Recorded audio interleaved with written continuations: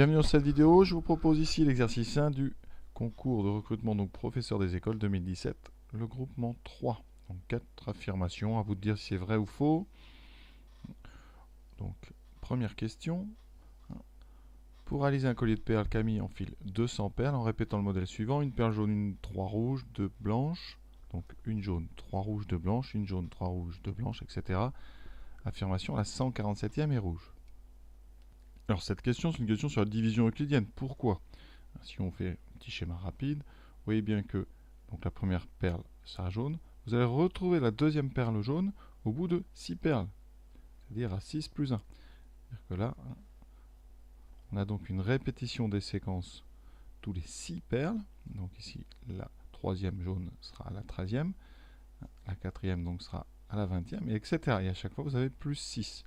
Donc, l'idée, eh bien, c'est de diviser 147 par 6, de faire cette division euclidienne et de voir quel sera le reste. Donc 147. Alors pour faire une division euclidienne, très simplement, on divise par... On a une machine, on va l'utiliser. On divise par 6. Vous avez ici 24,5. Donc ensuite, on fait donc 6 fois 24. Voilà. Et ça vous donnera ici 144. Donc 147, c'est donc 6 fois 24. Plus 3. Qu'est-ce qu'on peut en conclure? Bien, on peut en conclure que au bout de 144 perles, on aura donc fait 24 séquences de 6. Donc la 145e perle est donc une perle qui débute une séquence, donc est une jaune. Donc la 146e est une rouge, et donc la 147e est encore une rouge. Et une rouge. Voilà. D'accord? Donc division euclidienne, on fait des paquets de 6 et on voit combien il va nous rester de perles pour entamer une nouvelle séquence de 6. Cette séquence, donc ici c'est ce 3, hein. Donc vous aurez jaune, rouge, rouge. Donc l'affirmation, elle est donc vraie. Pour ceux qui veulent faire sans calculatrice, évidemment, on pose la division. 147 divisé par 6. Dans 14, combien de fois 6? 2 fois, 2 fois 6, 12. Ensuite, on fait la soustraction. 14 moins 12, 2. Ensuite, on abaisse le 7. Dans 27, combien de fois 6? 4 fois. 4 fois 6, 24.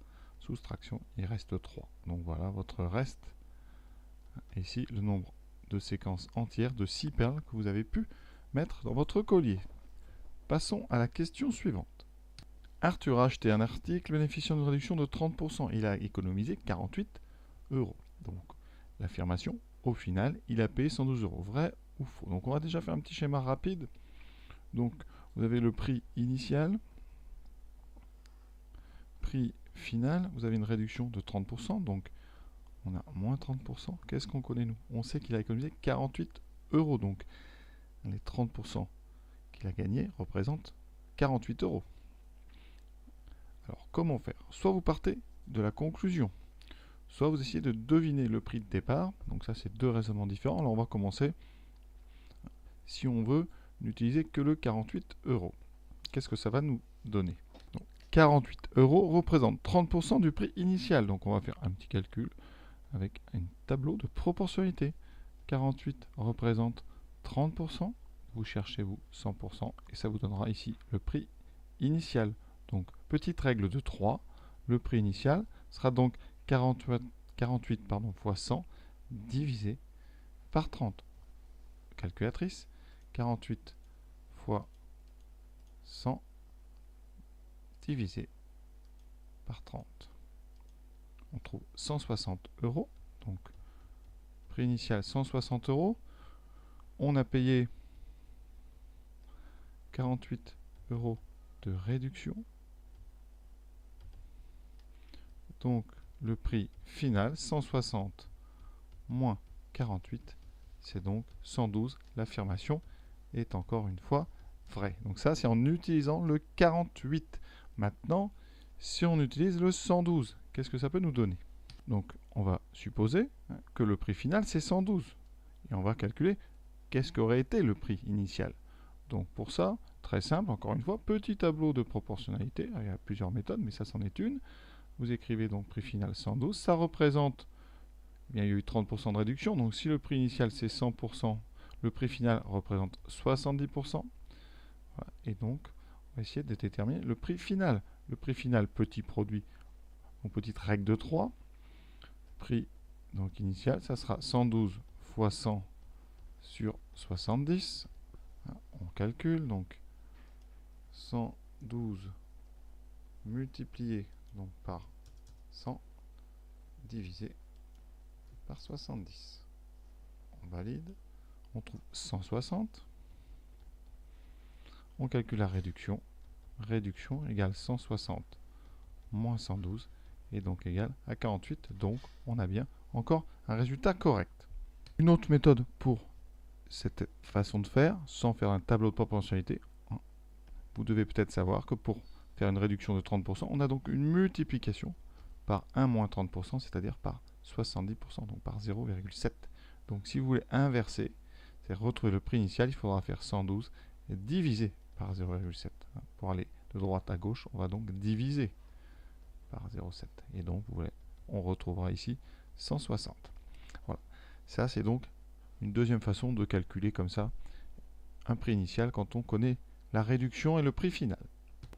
Troisième question, un randonneur marche pendant 12 km à 6 km/h, puis pendant 12 km à 4 km/h. Et on vous dit, voilà, pour les 24 km, sa vitesse moyenne est 5 km/h. Alors ce qu'on va faire tout simplement, on a assez de données, on va calculer la vitesse moyenne réelle. Avec les données du texte, on sait qu'on a fait donc 12 km à 6 km/h. Conséquence, sans faire de formule, 12 km, 6 km/h, le temps pour faire cette distance, ce sera donc 2 heures. Ça, rien de difficile. Ensuite, on fait 12 km à 4 km/h. Donc le temps numéro 2 ici, c'est facile, pas besoin de poser de division. 4 par heure, donc 12 km, c'est donc 3 heures. Donc temps total, le temps total, 2 et 3, donc on a mis 5 heures. 5 heures pourquoi 5 heures pour, donc en total, 24 km. Là, on va pouvoir calculer la vitesse. Alors la vitesse, l'unité, c'est du kilomètre divisé par des heures, du kilomètre par heure. Donc ça va être une longueur divisée par un temps, pour avoir une unité qui sera du longueur divisée par du temps. Donc ici, en kilomètres 24, divisé par le temps 5 heures, vous avez bien des kilomètres divisés par des heures, on va trouver des kilomètres par heure. 24 divisé par 5, ça donne combien? Alors, ça ne peut pas donner 5, parce que 5, ça serait 25 sur 5. Ça donne 4,8 km par heure. Donc l'affirmation ici est fausse, ce n'est pas 5 km/h, mais 4,8. Affirmation fausse. Dernière question, ABCD est un quadrilatère, donc 4 côtés, ayant ses diagonales perpendiculaires et de même milieu. On vous dit, c'est un carré.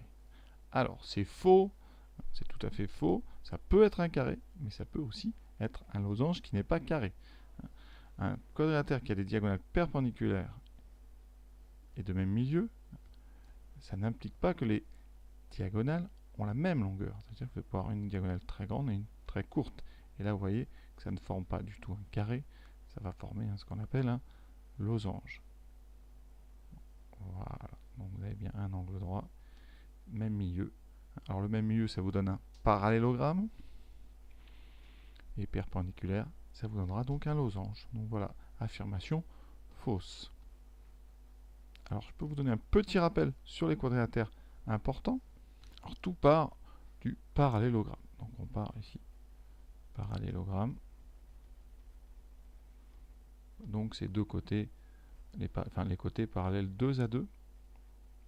Ou alors, autre propriété, caractérisée par des diagonales qui se coupent dans leur milieu. Ça, c'est le parallélogramme.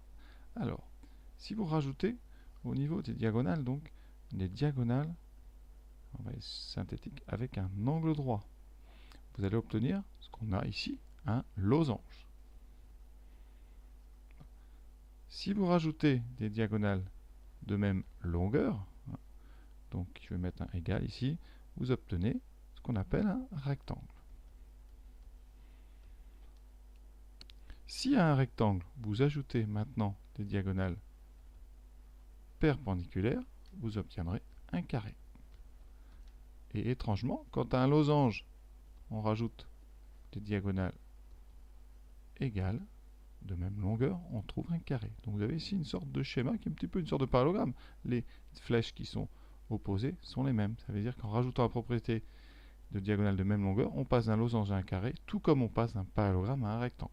Et pareil avec les angles droits. Alors si vous touchez au côté, donc on va faire le rappel jusqu'au bout, pour avoir donc un losange, vous mettez des côtés égaux. Les 4 côtés ici sont égaux. Vous obtiendrez un losange. Un losange, c'est donc un parallélogramme avec 4 côtés de même longueur. Et bien, si vous voulez passer d'un rectangle à un carré, c'est-à-dire en face ici, eh bien, vous pouvez rajouter cette propriété. C'est-à-dire qu'un rectangle dont les côtés sont égaux donne un carré. Pour passer d'un parallélogramme à un rectangle sur les côtés, qu'est-ce qu'il faut? Eh bien, il faut des côtés en angle droit. Là, il faut des côtés avec donc un angle droit. Et c'est la même chose, si vous voulez passer d'un losange à un carré, eh bien, sur les côtés, il va falloir rajouter un angle droit. Vous voyez que c'est un schéma qui est assez rigolo parce qu'on part d'un parallélogramme et on a comme ça, hein, sur les côtés opposés, le même passage de propriétés. Donc c'est les mêmes idées de passer de losange à carré que de parallélogramme à rectangle. Et pareil, c'est la même notion de passer de parallélogramme à losange que de rectangle à carré. Donc voilà ce que je pouvais dire. C'était un petit plus. J'espère que ça vous a plu. À très bientôt pour la suite de ce concours de recrutement de professeurs des écoles. Merci. À bientôt.